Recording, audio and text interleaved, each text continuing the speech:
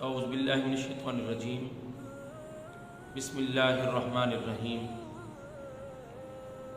وجنت عرضها كعرض السماء والارض آمنت باللہ صدق اللہ العظیم۔ محترم سامعین، جنت کے بارے میں اللہ رب العزت نے ایک خوبصورت مثال دی۔ مثال سننے سے پہلے جو قرآن پاک کے اندر اللہ رب العزت نے جنت کی مثال دی، یہ بات اپنے ذہن نشین کر لیں کہ مثال صرف سمجھانے کے لیے ہوتی ہے، اور مثال انسان کو اسی کے ذہن کے مطابق دی جاتی ہے۔ جتنا کسی کا ذہن ہوتا ہے تو اس کے ذہن کے مطابق اس کو مثال دی جاتی ہے تاکہ اس کو بات صحیح طرح سمجھ آ جائے۔ اب یہ نہیں ہوتا کہ مثال ہو بہو وہی حقیقت ہوتی ہے، بلکہ حقیقت اس سے ماوراء ہوتی ہے۔ حقیقت تو اور ہوتی ہے، حقیقت اس سے کہیں زیادہ ہوتی ہے، لیکن مثال دے کر اس جیسی تاکہ اس کو حقیقت کا کچھ نہ کچھ علم ہو جائے۔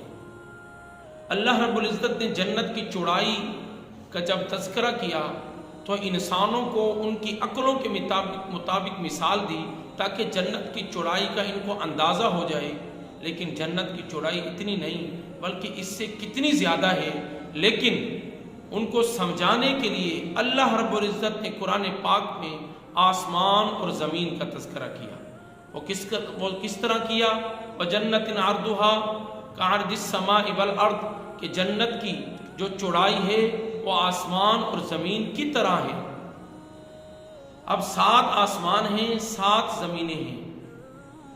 اب علماء فرماتے ہیں کہ 7 آسمانیں کے اگر تختے بنا لیے جائیں اور ان تختوں کو آپس میں جوڑ دیا جائے تو یہ 7 تختے ہو گئے، اور 7 زمینوں کو بھی 7 تختے بنا دیا جائے اور ان تختوں کو آپس میں جوڑ دیا جائے، پھر 7 تخت زمینوں کے اور 7 تختے آسمانوں کے، ان کو آپس میں جوڑ دیا جائے تو یہ جتنی چوڑائی بنتی ہے، اللہ رب العزت نے فرمایا جنت کی چوڑائی اسی طرح ہے۔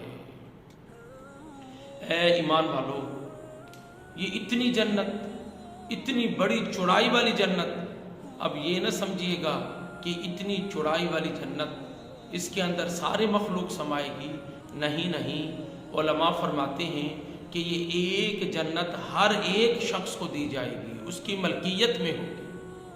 مولا، یہ اتنی بڑی نعمت، ہم سب کو اتنی بڑی نعمت کی قدر کرنے کی اور اس نعمت کو حاصل کرنے کے لیے اچھے اعمال کرنے کی توفیق عطا فرما۔